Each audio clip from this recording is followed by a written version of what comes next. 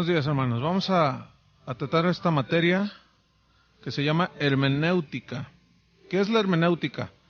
Es el arte de interpretar los textos.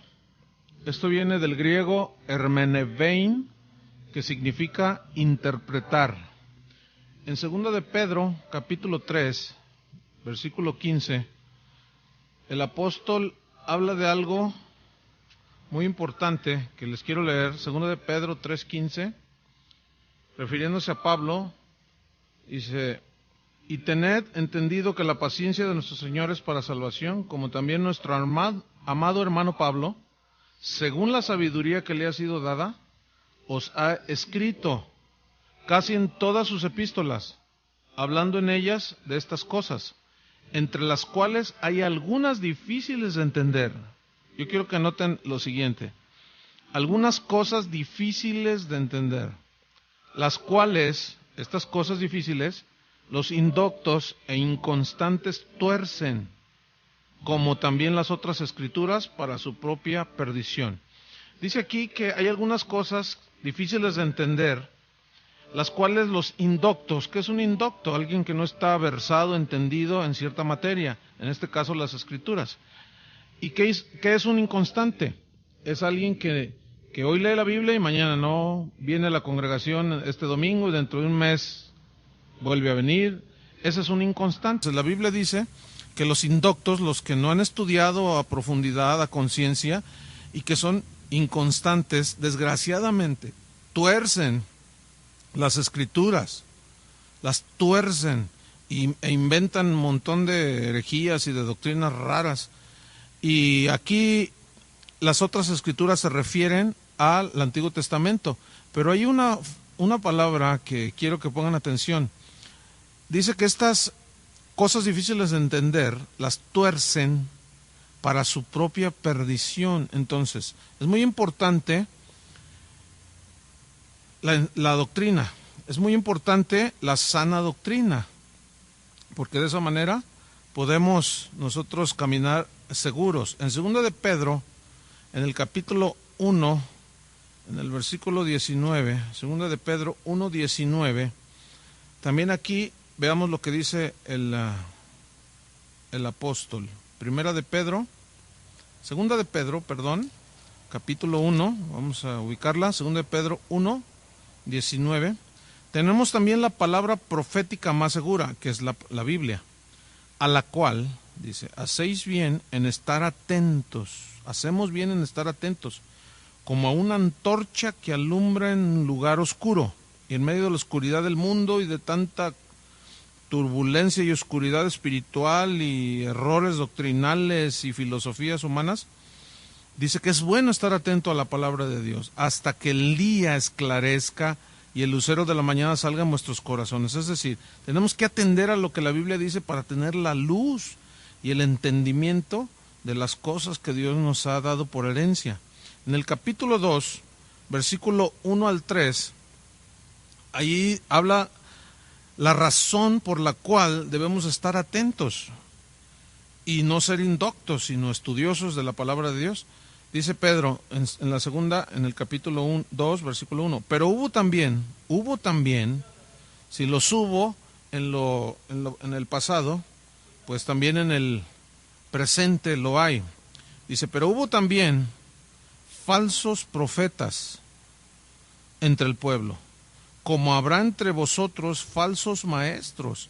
Yo quiero que noten cómo Pedro profetiza que vendrían falsos maestros, indoctos, inconstantes, que introducirán encubiertamente, sin que se den cuenta, herejías destructoras. ¿Dónde? Dentro de la iglesia. Dice que aún negarán al Señor que los rescató, atrayendo sobre sí mismos destrucción repentina. Lo terrible de esto es que dice en el versículo 2 que muchos seguirán sus disoluciones, por causa de los cuales el camino de la verdad será blasfemado. Pero luego añade, y por avaricia, por codicia harán mercadería de vosotros, con palabras fingidas, mentirosas, que no son ciertas, que utilizan la Biblia para sus propios fines, para sacar dinero, para aprovecharse de la necesidad de la gente. Palabras fingidas. Pero vean la sentencia bíblica. Sobre los tales, ya de largo tiempo la condenación no se tarda y su perdición no se duerme. En 2 Timoteo 3, Pablo le enseña algo a su joven discípulo, Timoteo, y le dice en 2 Timoteo 3, 14, pero tú persiste en lo que has aprendido y te persuadiste, sabiendo de quién has aprendido. Noten el versículo 15, y que desde la niñez has sabido las sagradas escrituras, las cuales te pueden hacer sabio para la salvación que por la fe que es en Cristo Jesús. Y luego quiero que noten el versículo 16, y toda la escritura es inspirada por Dios y útil para enseñar, para redarguir, para corregir, para instruir en justicia, a fin de que el hombre de Dios sea perfecto, enteramente preparado para toda buena obra. Entonces noten cómo dice que toda la escritura es inspirada por Dios, y la escritura es útil para enseñar, para redarguir y corregir, para instruir.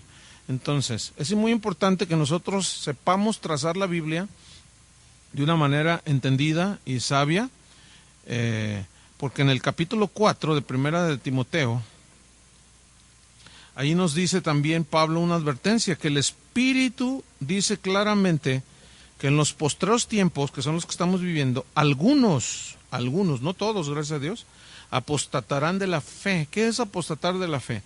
Dejar los principios elementales del cristianismo. ¿Y cómo es que viene esto? Escuchando a espíritus engañadores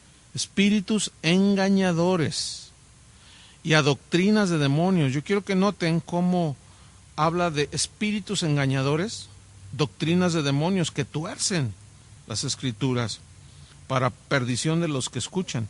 Entonces, es muy importante que nosotros atendamos a esta materia, la hermenéutica, para poder tener un entendimiento más claro de las escrituras y así librarnos de los errores de interpretación. Comencemos pues con la regla fundamental de la hermenéutica, que es: la Biblia es su propio intérprete. Esa es la regla fundamental. La Biblia es su propio intérprete. Muchas sectas y aún errores doctrinales han surgido aún en el cristianismo actual, no solo en el pasado. También vemos los estragos que ha causado en el cristianismo actual. Hay muchas iglesias infiltradas con doctrinas que no son bíblicas, que parecen que son bíblicas, pero no lo son. Porque al ignorar este principio de que la Biblia es su propio intérprete, se toman textos, se toman pasajes, los cuales los arrancan y los interpretan aisladamente, sin permitir, por otro lado, que la Escritura misma explique, a sí misma se explique, y así poder nosotros entender. Por ejemplo, en Hechos 20, 26, San Pablo dice que él no rehusó enseñarles todo el consejo de Dios, todo el consejo, toda escritura, todo tema, todo principio, toda doctrina que sea en la Biblia. Pablo dijo: yo no he rehusado enseñarles todo el consejo de Dios. Y así, cada líder, cada pastor, cada estudiante de la Biblia tiene que estudiar todo el consejo de Dios y enseñar todo el consejo de Dios. Para eso se requiere pues una buena interpretación de las escrituras. Si nosotros aprendemos este principio de que la Biblia se interpreta a sí misma, no solo entenderemos los textos, sino las doctrinas cristianas, y ellas son las que van a marcar nuestra fe, nuestra conducta y nuestra moral. Entonces es muy importante. Les voy a hacer una pregunta: ¿quién fue el primer intérprete de la palabra de Dios? ¿Ya lo pensaron? Satanás, exactamente. Satanás fue el primero. Pero ¿cómo la interpretó? ¿Cómo interpretó la orden de Dios? Mal. Torció su significado. En Génesis 3, del 1 al 7, ahí habla cuando Dios puso al hombre en el huerto, y cómo Dios le dijo: mira, de todos los árboles del huerto podrás comer, pero menos de este. Le dio libre voluntad, capacidad de decidir por sí mismo. Pero la insinuación y el engaño de Satanás vino cuando a Eva le dijo: con que Dios os ha dicho. Es decir, puso en tela de duda el mandamiento de Dios. y le dio a entender, no, mira, en realidad Dios es un Dios egoísta, ¿cómo es posible que...?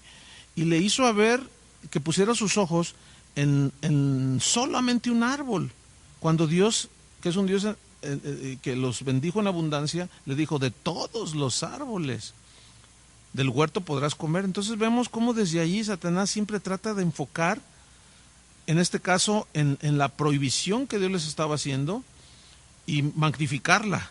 Y eso es lo que Satanás sigue haciendo hasta el día de hoy. Tuerce la interpretación, la interpreta mal y tuerce el significado original que Dios le dio a su palabra. Otro ejemplo muy claro lo vemos en Mateo capítulo 4, versículos 1 al 7, cuando Jesús es llevado por el Espíritu para ser tentado.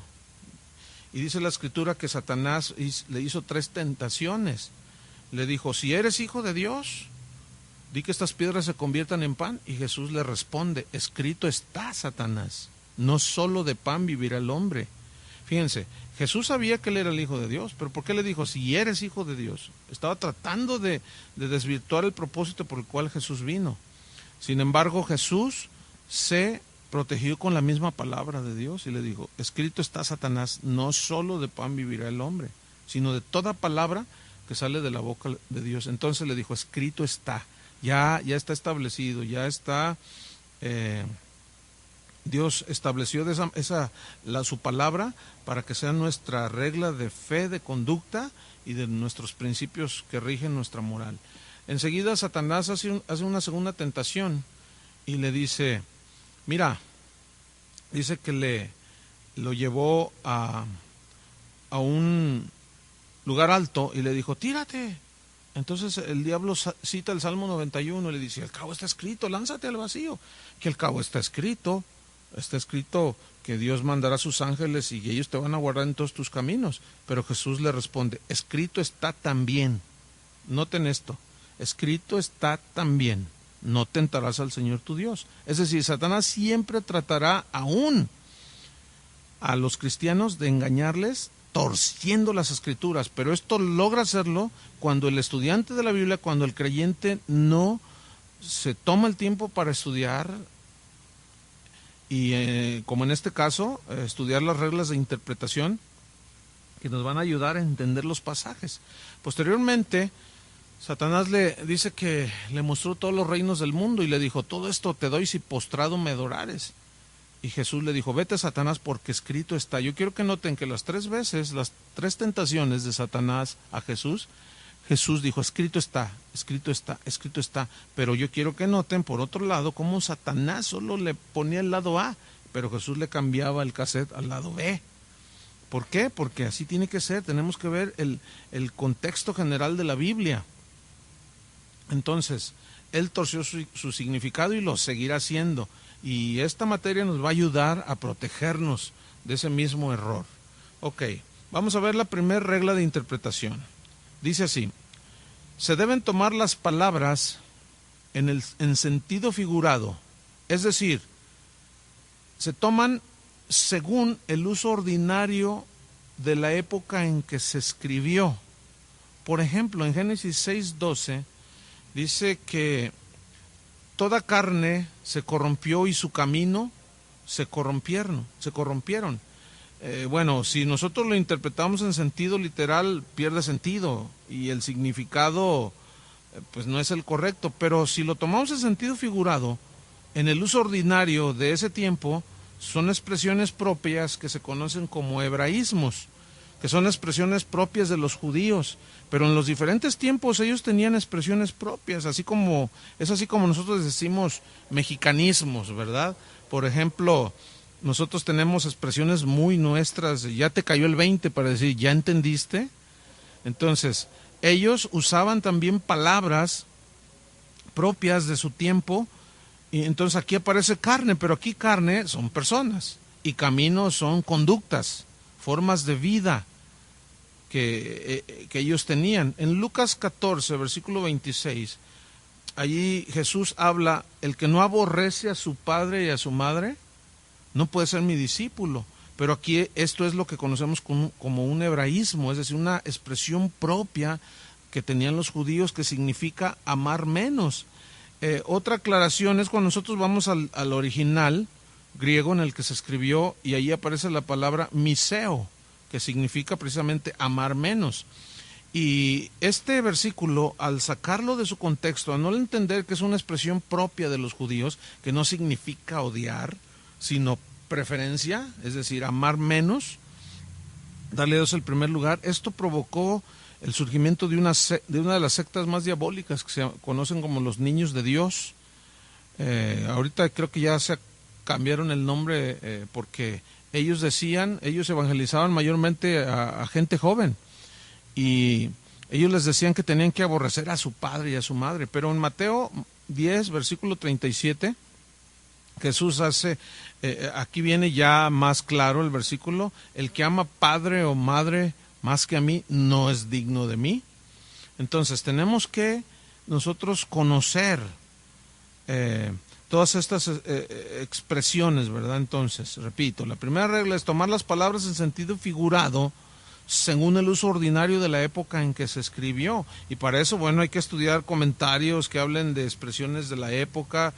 No es una tarea sencilla, es ardua, pero vale la pena.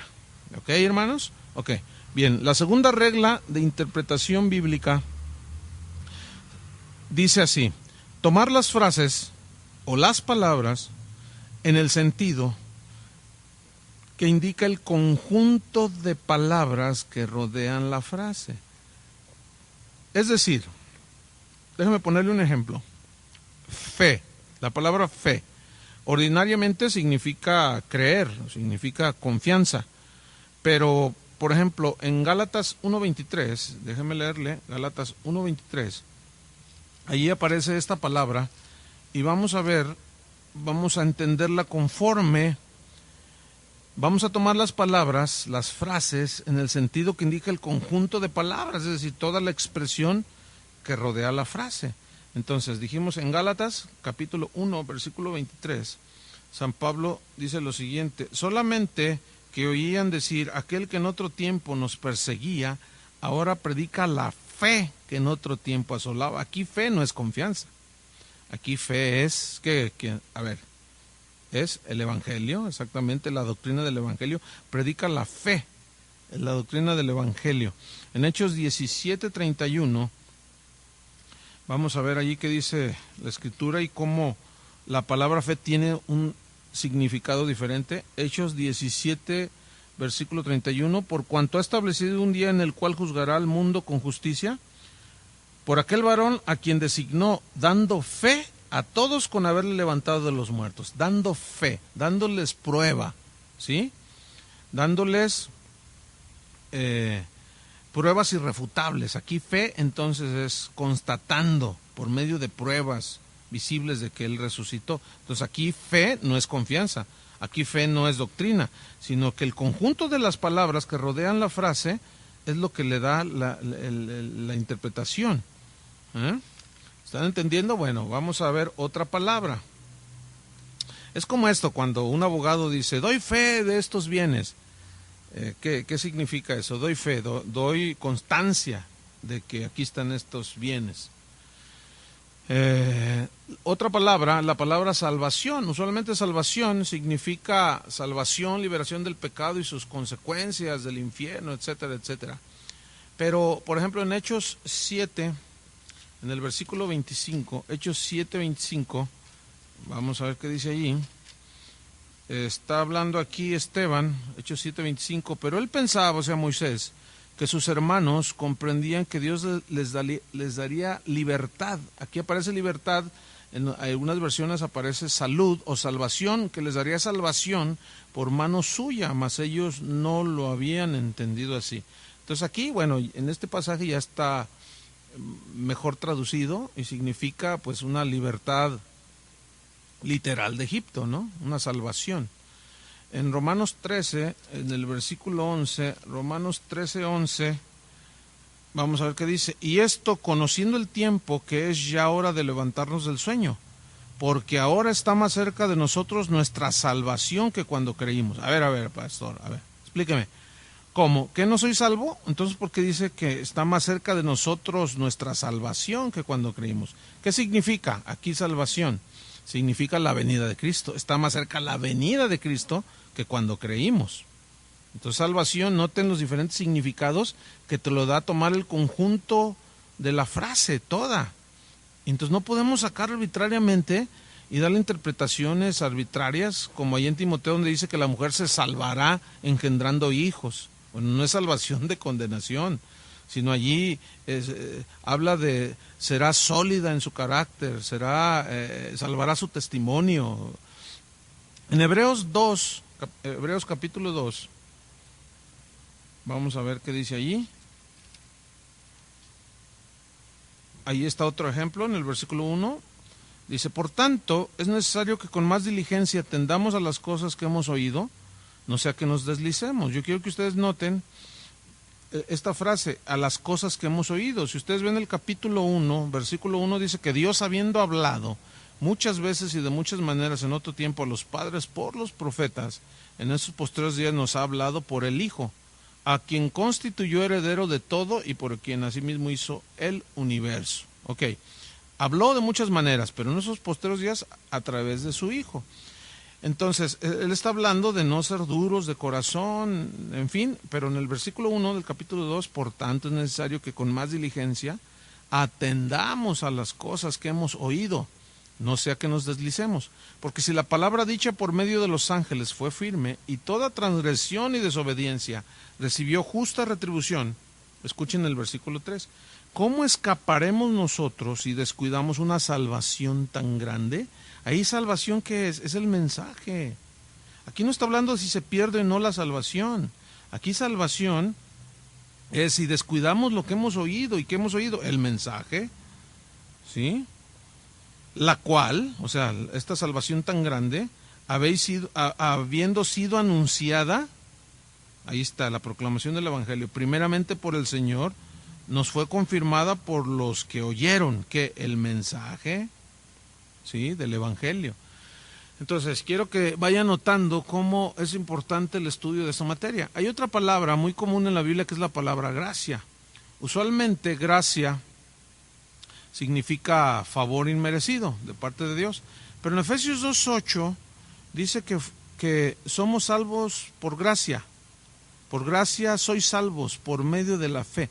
Y aquí gracia es misericordia y bondad. Por ejemplo, fíjate, algo más claro todavía en Hechos 14, en el versículo 3, Hechos 14:3, y quiero que noten esto, Hechos 14, versículo 3, dice, por tanto se detuvieron allí mucho tiempo hablando con denuedo, confiando en el Señor, el cual daba testimonio a la palabra de su gracia, concediendo que se hiciesen por las manos de ellos señales y prodigios. Allí, la palabra de su gracia, ¿qué es? Según el contexto de la frase, el conjunto de la frase, la predicación del Evangelio, muy bien. Hay otra palabra muy común que es la palabra carne. Usualmente, es una expresión muy judía esa, y del tiempo de Jesús, y bueno, desde el tiempo de muchos años, la palabra carne usualmente significa persona. Por ejemplo, en Efesios 6:12 dice, porque no tenemos lucha contra carne y sangre. O sea, no nos vamos a pelear con un filete, ¿verdad? Tampoco, no. Carne y sangre son personas, entonces se debe de entender así, porque no tenemos lucha contra personas, sino contra huestes espirituales de maldad. Nuestra lucha verdadera no es contra personas, sino contra huestes espirituales de maldad. En Ezequiel 36:26, ahí hay una promesa del Señor de que quitará el corazón de piedra y nos dará un corazón de carne. A ver, ¿cuántos tienen corazón de piedra? ¿A qué se refiere corazón de piedra? Obviamente no es literal, se refiere a una dureza espiritual. Pero ¿qué significa entonces? Que quitará esa dureza del corazón y nos dará un corazón de carne, que no es de carne, sí, de carne natural, sí, pero ¿a qué se refiere carne aquí? Aquí no es persona, aquí carne se refiere a una actitud dócil, tierna, que siente, un corazón de carne, que palpa. En 1 Timoteo 3:16 Ahí habla de que Cristo se encarnó. Dice, vamos a leerlo para no echar mentiras y luego ya que los demás se la crean, ¿verdad? Vamos a Primera de Timoteo 3:16. Dice así: e indiscutiblemente grande es este misterio de la piedad. Dios fue manifestado en carne. ¿Aquí carne qué es? En forma humana. Dios fue manifestado en forma humana. Hay otra palabra que es la palabra sangre, que Jesús en Mateo 27, si van conmigo, vamos a estudiar este pasaje, Mateo 27, versículo 25. Entonces respondiendo Judas, el que le entregaba, estoy mal, Mateo 27, versículo 5. 25 pues. Mateo 27, 25. Respondiendo todo el pueblo dijo: su sangre sea sobre nosotros y sobre nuestros hijos. Esto habla cuando Jesús está siendo sentenciado y está delante de Poncio Pilato y le dice: ¿a quién quieren que les suelte? ¿A Barrabás o a Jesús? Y todos gritaban: ¡a Barrabás! De ahí nacieron las barrabasadas. O sea, cómo la gente escoge mal. Y la gente comenzó a clamar que fuera Barrabás al que soltaran. Entonces Pilato le dice: pero este hombre no tiene nada que le acusen. Y ellos respondieron: su sangre sea sobre nosotros. Ahora, aquí su sangre, su persona, no. ¿Qué es sangre allí? ¿Sí? Su culpa. O sea, nosotros asumimos las consecuencias de nuestras acciones. Fíjense nada más lo que estaban diciendo. Nosotros enfrentamos las consecuencias que nos vengan por haber escogido a Barrabás y desechado a Jesús. En Romanos 5, versículo 9, vamos a leer Romanos 5, versículo 9. Ahí habla, dice: pues mucho más, estando ya justificados en su sangre, por él seremos salvos de la ira. Justificados en su sangre, o sea, es decir, en la muerte expiatoria de Cristo. Hemos sido justificados en su muerte, ¿sí? Al creer nosotros. Otro ejemplo está en Mateo 26, de cómo para poder interpretar los textos tiene que ver uno, según la regla, el conjunto, ¿sí? Tomar las frases o palabras en el sentido que indica el conjunto de palabras que rodean la frase difícil de interpretar. Entonces Mateo, capítulo 26, en el versículo 26, vamos a ver qué dice allí. Mateo 26, 26, voy a leer. Dice así: y mientras comían, tomó Jesús el pan y bendijo y lo partió y dio a sus discípulos y dijo: tomad, comed, esto es mi cuerpo. Ok, una pregunta: ¿Jesús tenía dos cuerpos? ¿El que tenía allí y otro en su mano? ¿O el pan simboliza su cuerpo? También tomó la copa, dice en el 28, en el 27, y tomando la copa y habiendo dado gracias, les dio diciendo: bebed de ella todos, porque fíjense, esto es mi sangre. O sea, el vino, esto es mi sangre del nuevo pacto, que por muchos es derramada para remisión de los pecados. Entonces, quiso decir Jesús que cuando celebraron la Santa Cena, el pan y el vino se convertían literalmente en el cuerpo y en la sangre de Jesús. Por supuesto que no, definitivamente que no. Y esto ha sido uno de los errores más aberrantes dentro del catolicismo romano, porque ellos afirman que creen en la transubstanciación, y es una doctrina que inventaron, de que el cuerpo y la sangre de Jesús, de que el pan y el vino se convierten literalmente en el cuerpo y la sangre de Jesús, pero no es así. ¿Por qué? Porque el mismo conjunto de la frase nos indica que es algo simbólico. Por eso Pablo dijo: yo recibí lo mismo que dijo el Señor Jesús la noche que fue entregado. Habiendo tomado el pan, lo partió y les dijo: tomad, comed, esto es mi cuerpo. Y tomando asimismo la copa, les digo: beban de ella todos, porque no la volveré a beber con vosotros hasta que estemos en el reino de mi Padre. Entonces, vamos a volver a beber, pero ya es símbolo nada más. el vino de su sangre y el pan de su cuerpo. En Mateo 16, 19, Jesús le dice a Pedro, a ti te daré las llaves del reino de Dios, de los cielos. Y aquí llaves, obviamente que es algo simbólico, por supuesto, porque el reino de Dios no es algo tangible aquí para nosotros. Entonces, al ser un reino espiritual, pues se entiende que las llaves es espiritual, pero las llaves tienen poder de abrir. Entonces, aquí significa llaves en la Biblia, siempre que tú veas llaves, es autoridad. Entonces yo te doy la autoridad para que abras el reino de los cielos. Y esto se ve en Hechos capítulo 2, cuando Pedro, en este caso, predica en el día de Pentecostés y la gente se convierte. ¿Qué debemos de hacer para ser salvos? Y Pedro les predica el evangelio y les abre las puertas del reino de los cielos. ¿Ok? Bien, vámonos sobre la tercera regla. La tercera regla de interpretación bíblica dice así: tomar las palabras en su contexto, es decir, los versículos anteriores y posteriores, para poder tener una correcta interpretación de las Escrituras. Por ejemplo, en el Evangelio de San Juan, Jesús está dando una disertación aquí. Están los fariseos, los que no lo querían, estaban sus discípulos, y Jesús da un discurso que es de los más espirituales y enriquecedores dentro del mensaje de Jesús. Él está hablando, en el versículo 53, Jesús les dijo, de cierto os digo, si no coméis la carne del Hijo del Hombre y bebéis su sangre, no tenéis vida en vosotros. El que come mi carne y bebe mi sangre tiene vida eterna, y yo le resucitaré en el día postrero. Porque mi carne es verdadera comida y mi sangre es verdadera bebida. El que come mi carne y bebe mi sangre, en mí permanece y yo en él. Entonces, en el 58 dice, este es el pan que descendió del cielo, no como vuestros padres que comieron el maná y murieron. El que come de este pan vivirá eternamente.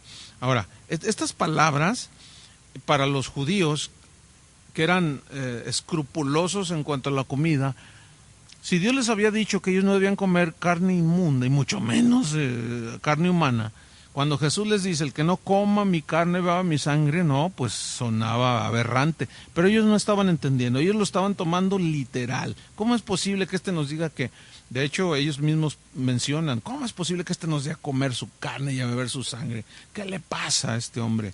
Pero en el mismo capítulo, en el versículo 60, al oír estas palabras, muchos de sus discípulos dijeron, dura es esta palabra, ¿quién la puede oír? Porque para ellos no entendían. Pero fíjate lo que Jesús dice, sabiendo Jesús en sí mismo que sus discípulos murmuraban de esto, les dijo, ¿esto os ofende? Pues ¿qué si vierais al Hijo del Hombre subir a donde estaba primero? El Espíritu es el que da vida, el Espíritu es el que da vida. La carne para nada aprovecha. O sea, hay que hacer una distinción entre lo que es espiritual y lo que es literal. Las palabras que yo os he hablado son espíritu y son vida. ¿Son qué? Espíritu y son vida. Ahí Jesús da dentro del mismo contexto el significado de que son palabras espirituales, no literales. Ahora vamos a estudiar Mateo 18, donde hay 3 versículos que dentro de la iglesia cristiana se han desatado algunas doctrinas que no tienen nada de bíblico, porque han sido sacadas de su contexto y se les ha dado la interpretación que han querido. En Mateo 18, por ejemplo, allí en Mateo 18 dice, todo lo que atares será atado en el cielo y todo lo que desatares será desatado en el cielo. Y esto, algunos han hecho creer que se refiere a atar y a desatar demonios. En el versículo 19 habla de, si 2 o 3 se ponen de acuerdo acerca de cualquiera cosa que pidieran, les será hecho por mi Padre. Y han desarrollado toda una doctrina acerca de la oración, que para que tenga más efectividad hay que ponerse de acuerdo. ¿Será esto lo que Jesús quiso enseñar? En el versículo 20 habla, porque donde están 2 o 3 congregados en mi nombre, ahí estoy yo en medio de ellos. Y este texto es infaltable que sea citado en reuniones donde muchas veces hay poca gente y los hermanos no llegan y el pastor se la saca de la manga y comienza, somos poquitos pero benditos, pero como Jesús dijo, donde están 2 o 3 congregados en mi nombre, ahí yo estoy en medio de ellos. Pero realmente eso fue lo que Jesús quería decir. Esto aquí vamos a terminar esta clase y vamos a la próxima, vamos a estudiar concienzudamente el contexto de este capítulo para ver si es cierto que habla de atar y desatar demonios, a ver si podemos orar en unidad para que sea más efectivo, etcétera. Entonces aquí vamos a detenerlo y nos vemos la próxima.